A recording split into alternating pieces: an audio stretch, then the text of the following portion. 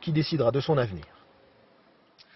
On s'intéresse maintenant à la deuxième vie des smartphones. Il faut savoir qu'un Français sur 10 téléphone aujourd'hui avec un appareil acheté d'occasion. C'est un marché en pleine expansion, comme ont pu le constater Emmanuel Mesplède, Karine Lempereur et Stéphane Guillemot, qui se sont rendus dans des boutiques spécialisées. Regardez. Dans la main ou à l'oreille, le téléphone portable nous accompagne partout. Les modèles sont toujours plus sophistiqués et les prix de plus en plus élevés. Alors depuis quelques années, le marché de l'occasion explose. 700 000 smartphones d'occasion vendus en France en 2012, 3 millions l'an dernier. Pour les consommateurs, le moyen de se faire plaisir sans se ruiner.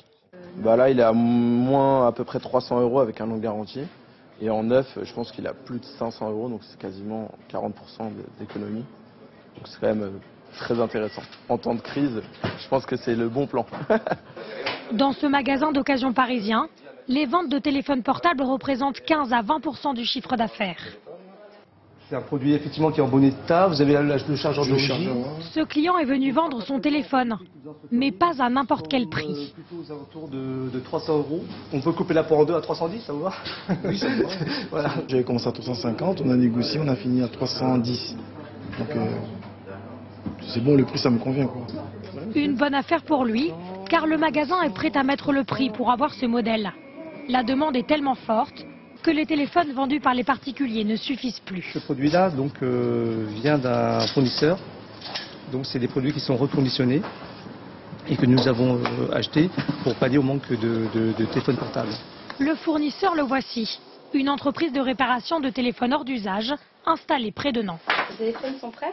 Alors, ces 3 téléphones-là sont prêts et celui-là est en attente. Tous ces téléphones sont achetés directement à des particuliers ou à des opérateurs. Là, l'écran du coup a été remplacé. Je vais donc effectuer un test du coup sur l'intégralité de l'écran pour être sûr qu'il n'y a pas eu de problème. 3500 mobiles arrivent ici chaque mois pour être réparés puis revendus. L'an dernier, l'entreprise a réalisé près de 3,5 millions d'euros de chiffre d'affaires. Le patron espère le double cette année. Les Français découvrent la possibilité de pouvoir revendre en toute sécurité leur téléphone, puisqu'on va enlever toutes les données qui les concernent à l'intérieur, et de récupérer de l'argent pour pouvoir investir dans le nouveau téléphone. C'est le même principe que la voiture. Un marché de l'occasion en pleine expansion. Mais avant de se lancer dans un achat, notamment auprès d'un professionnel, les associations de consommateurs conseillent de bien connaître le prix du neuf et surtout de négocier. Financièrement, c'est souvent assez peu intéressant. Ces gens-là rachètent pas trop cher et revendent particulièrement cher. Aujourd'hui, ils sont nombreux à avoir sauté le pas de l'occasion. Un Français sur 10 est équipé d'un téléphone portable de seconde main. Voilà un marché en pleine expansion. 80 millions d'appareils d'occasion ont été vendus l'an passé dans le monde. Justine Veil, bonjour. Bonjour. Alors, compte tenu du prix du neuf, c'est bien sûr tentant d'acheter un smartphone de seconde main. Où puis-je aller ? Eh bien, d'abord chez un professionnel, puisque les opérateurs eux-mêmes s'y mettent. Ces téléphones-là, eh bien, ils sont contrôlés et réparés si besoin par des entreprises spécialisées, comme celles qu'on a vues juste avant dans le reportage. Donc, a priori, pas d'arnaque. Autre avantage, ils sont la plupart du temps garantis. Regardez, 6 mois par exemple pour ce smartphone. C'est un peu moins long tout de même que pour du neuf. Ça, c'est pour les achats chez les pros. Puis-je acheter sans crainte à un particulier, Justine ? Eh bien, pourquoi pas? Alors, c'est bien plus avantageux en termes de prix. Par contre, il y a des incontournables si on veut éviter les arnaques. Par exemple, examinez d'abord le téléphone sous toutes ses coutures, l'écran, les boutons, mais aussi les accessoires, le chargeur, les écouteurs. Il faut tout tester, passez un coup de fil, prenez une photo, bref, prenez votre temps.